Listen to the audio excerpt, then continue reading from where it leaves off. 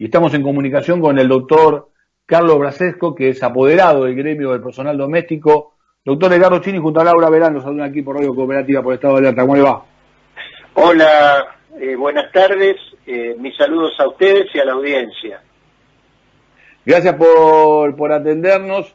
Estábamos tratando de hacer una primera descripción de la situación que se está viviendo en la actividad.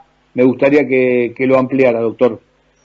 Sí, la verdad, desde que se decretó la emergencia sanitaria y el aislamiento, con los primeros dos decretos que hubo el primero a mediados de marzo y el segundo el 19 de marzo, cambió el paradigma de todos los trabajadores y trabajadoras de casas particulares del país, porque lógicamente una de la tarea que hacen las empleadas de casas particulares, las empleadas domésticas, es en las casas, y tienen que ir de su casa a los domicilios de trabajo, que son las casas de los empleadores.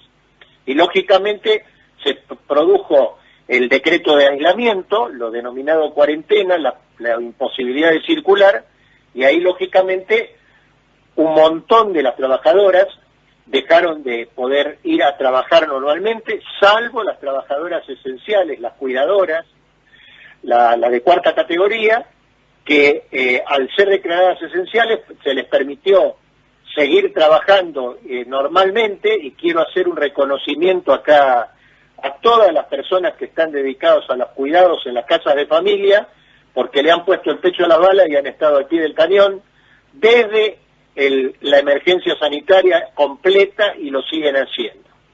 Lamentablemente, el resto de los trabajadores están impedidos de ir a trabajar, salvo los lugares en los que se entró en fases de distanciamiento, y entonces los gobiernos provinciales o algunas municipalidades les efectuaron protocolos y les permitieron ir a trabajar, pero en la gran mayoría de los casos no, y esto es lo que sucede básicamente en la Ciudad Autónoma de Buenos Aires y en 35 o 40 partidos del conurbano de la provincia de Buenos Aires, lo denominado el AMBA, en los cuales aún continúan sin poder ir a trabajar normalmente, lo cual obviamente les ha ocasionado serios perjuicios económicos y en muchos casos, como ustedes han dicho hace un rato, la pérdida de la fuente de trabajo, la pérdida de los lugares de trabajo, algo que realmente nos preocupa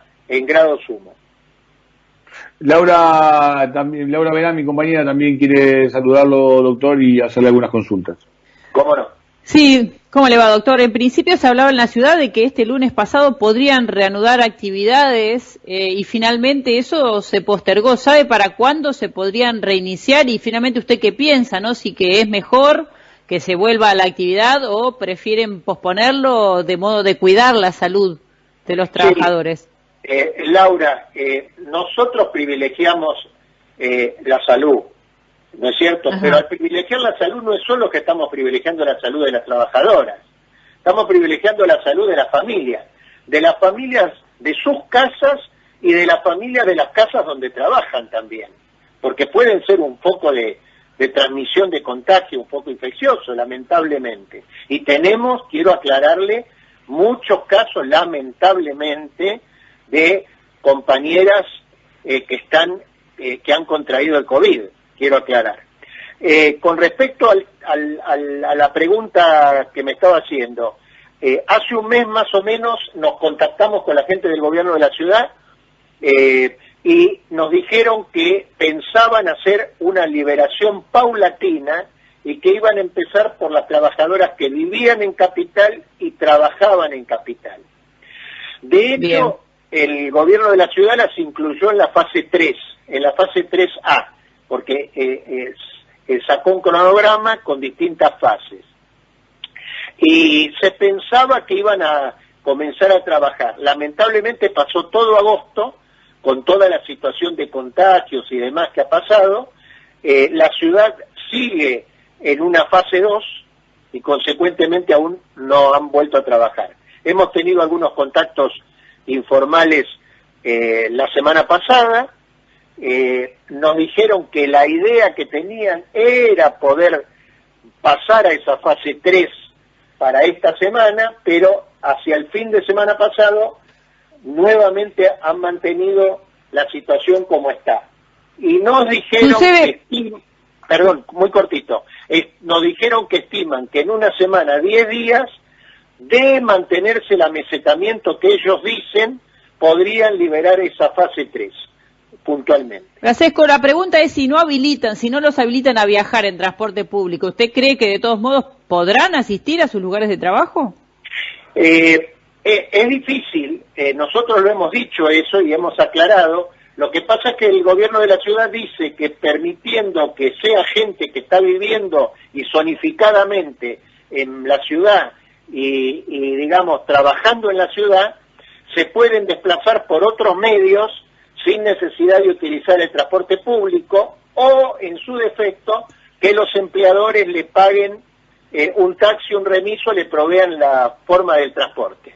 Esta es la realidad puntualmente. Pero siempre dentro de la misma jurisdicción. Siempre dentro de la misma jurisdicción. La fase 3A que el gobierno de la ciudad puso es respecto de gente que vive y trabaja en la misma jurisdicción, sin el traslado de gente del otro lado de la General Paz para acá, para la ciudad de Buenos Aires puntualmente. ¿Cómo continúa el conflicto, Francesco? ¿Cómo? ¿Cómo continúa el conflicto? ¿Cuáles van a ser los siguientes pasos? Y los pasos, digamos, a ver, nosotros por empezar también estamos preocupados en los salarios de los trabajadores, que lógicamente este año no han tenido ningún reconocimiento y solamente han tenido un 10% pagadero en 2 cuotas de 5% que lo dio directamente el Estado, lo dio el Ministerio de Trabajo puntualmente. A nosotros nos preocupa eso por un lado y nos preocupa mucho los despidos porque creemos que en este momento, contando la gente en blanco, alrededor de 19.000, 20.000 trabajadores por un lado, más la gente en negro, que creemos que sumados ambos están arriba de los 50.000, 55.000 despidos o ceses de trabajo o pérdida de los lugares de trabajo, nos preocupa notablemente. Y esperamos que eso de alguna manera se subsane y se solucione. Y que también haya un mínimo reconocimiento salarial, mínimo en el sentido mínimo de obtenerlo, no mínimo en cuanto a número, sino que haya un reconocimiento salarial para los trabajadores que realmente entendemos que lo merecen y lo corresponden puntualmente. Gracias por esta comunicación, es un tema que seguimos muy de cerca, así que probablemente sea nuevamente convocado para la continuidad de esta situación de todos estos trabajadores que están muy cercanos a la línea de la pobreza y de la línea de indigencia producto del poder adquisitivo pobre que muchas veces logran conseguir. Sí, muy cierto lo